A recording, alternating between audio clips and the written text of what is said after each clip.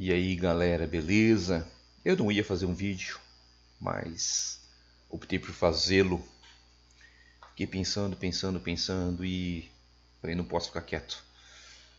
Eu vou introspectar a frase atribuída a Martin Luther King, entre aspas. O que me preocupa não é o grito dos maus, mas o silêncio dos bons. Fecho aspas, introspectando isso, não tem como eu deixar de falar sobre o momento atual, sobre o racismo explícito que está ocorrendo. Racismo, palavra que não devia existir. Somos seres humanos, não há distinção. Somos seres humanos, feitos de pele, osso. Na verdade, um conjunto de átomos idênticos, que compostos pelos mesmos elementos químicos, cadeia de carbono, química orgânica. E raça nos diferencia, isso não é legal. Tivemos atualmente dois fatos bem tenebrosos, vamos dizer assim, e revoltantes. Pegamos o George nos Estados Unidos, morto por um policial, e aqui no Brasil, Miguel, um garoto de 5 anos, que também, por questões óbvias, veio a falecer. Não estou generalizando de forma alguma. Pelo menos eu sou agraciado que no meu meio social nunca identifiquei alguém com atitudes racistas, de forma alguma. Pelo contrário, as pessoas que me cercam são pessoas de caráter ímpar e longe de algum tipo de preconceito. Mas eu não tenho como me olvidar, como deixar de falar sobre esse aspecto tão presente no nosso dia a dia. Para falar sobre isso, achei interessante trazer para vocês alguns dados colhidos do IBGE, são dados feitos através de uma pesquisa formal. Então, a fonte é uma fonte segura, IBGE. Atualmente no Brasil, para vocês terem ideia, estima-se que somos em 210.147.125 pessoas. De toda a população, 49,9% é branco e os outros 49,5% estão compreendidos os pardos e os negros. Ou seja, meio a meio. 50% da população é parda ou negra. Dados de IBGE. Fonte segura. Tá lá. Só entrar no site e pesquisar. Não sou eu que estou dizendo. É o IBGE. O que me preocupa, e aí eu venho falar sobre essas questões políticas em relação ao racismo. Primeiro, é a representação política dos negros e dos pardos. Quando eu trato sobre minorias, eu tenho que colocar na cabeça que aquela minoria que não tem representação política efetiva. É isso que eu estou tratando por minoria. Não é por quantidade quando eu trato minorias, sim representação política. Isso eu não posso esquecer. Bom, Câmara dos Deputados Federais, 513 cadeiras, 513 deputados. Lembrando que somos 50%, meio a meio, brancos e negros. 513 cadeiras, 125 cadeiras ocupadas por pardos ou negros, que equivale a 24,4%. IBGE. Câmara dos Deputados Estaduais, Estado de São Paulo, estado que eu moro. 70 cadeiras, 4 cadeiras ocupadas por pardos e negros. 5,7%. Olha que número ínfimo. Isso porque somos, de novo, hein? Meio a meio, 50-50, praticamente. Veja a representatividade ínfima que existe. Então não podemos dizer, em hipótese alguma, que o racismo não está presente, que a desigualdade em relação à cor e raça não está presente. Não podemos dizer. Prefeitos, âmbito federal. 5.531 prefeitos eleitos.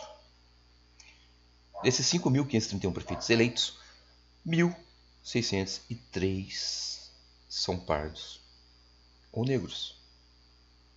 Apenas 29%. São Paulo, estado de São Paulo, 637 prefeitos eleitos. 32 dos 637 pardos ou negros. 5%. 5%. Só. Olha a discrepância. Olha a desigualdade. É por isso que eu falo sobre minoria política. Não é minoria em quantidade, minoria política, minoria de representatividade. Se pegarmos agora a nossa Suprema Corte, vou pegar a Corte como escopo. Vamos lá. Vamos seguir o raciocínio. STF. Os dados que eu peguei saíram do livro História do Supremo Tribunal, autora Leda Bochá Rodrigues. Tivemos na história da Suprema Corte, do Supremo Tribunal Federal, 3 negros como ministros. 3 negros como ministros. O primeiro, em 1907, foi Pedro Augusto Carneiro Lessa. Eu peguei até esse dado de tamanha importância. Ele era considerado na época um mulato claro. Em 1919, também o ministro do STF, Hermenegildo Rodrigues de Barros, na época também, e pelas considerações do livro, um mulato escuro, e um negro, em 2003, Joaquim Benedito Barbosa Gomes. 3 negros, pardos ou negros, vamos dizer assim, na história do STF. E não há racismo? Não há diferença? Muitos justificam, o negro, ele conseguiu, ele foi, se ele quiser ele vai atrás. Sim, ele vai atrás. Vai, assim como eu vou atrás, como vocês vão atrás, ele vai atrás. Só que existe uma barreira, isso eu não posso esconder, não posso me deixar de lado isso daí. Que existe essa diferença. Nós vemos, nós vivenciamos isso. Falei para vocês no começo, é meio a meio. 50% da população brasileira é parda ou negra. E 50% dessa população de pardos e negros não tem a mesma oportunidade que nós temos. Mas tem muito branco que não teve oportunidade. Sim. Só que em relação à história dos negros, os brancos têm muito mais oportunidade. Muito mais mesmo. A Lei Áurea foi assinada em 1888. 1888, mais precisamente 13 de maio de 1888. De lá para cá, simplesmente aconteceu. Tchau. Vivam sua vida como? Como vive a sua vida? Como? Uma mão na frente e outra atrás. Viva a sua vida, você é liberto. Preciso falar mais alguma coisa? Não. Eu acompanho, faz pouco tempo que estou acompanhando o canal do Schwartz no YouTube. Ele é um astrônomo, acredito que seja astrônomo. Trata muito sobre astronomia, mas vi uma live dele esses dias, antes de ontem, salvo engano. Ele falou sobre esses aspectos de racismo e citou o filme As Estrelas Além do Tempo, em que 3 negras norte-americanas lutam contra a segregação racial. Eu achei interessante, até comentei na live dele que assisto esse filme e toda vez que eu assisto eu me emociono realmente, porque ali retrata a segregação racial de uma forma bem explícita e bem clara. Veja, estamos falando da década de 60, século passado, mas década de 60, pouco mais de 50 anos aí, caminhando para 70 anos, vamos dizer assim. E ainda nos deparamos com essas atrocidades que acontecem. Não só lá nos Estados Unidos. Dei o exemplo porque esse filme retrata muito bem o que eu estou dizendo. Mas aqui no Brasil, vemos tanta coisa em relação ao racismo. Eu mesmo me deparei muitas vezes com situações racistas que até hoje eu me cobro porque eu fiquei totalmente atônito com a situação e não consegui fazer o que deveria ser feito. Fiquei sem palavras, fiquei paralisado. Eu me deparei com isso. Não estou generalizando de forma alguma. Volto a dizer, o meu círculo social, as pessoas que convivem comigo, meus colegas de trabalho, sem exceção, jamais demonstraram nenhum tipo de preconceito, principalmente em relação ao racismo, de forma alguma. Também não posso generalizar o trabalho policial. Fui policial por 10 anos e sei disso, vivenciei isso daí. E meus colegas de trabalho, pessoas ímpares. Não tem nem o que falar deles assim. Não consigo achar adjetivos bons para poder falar sobre eles, porque são muitos.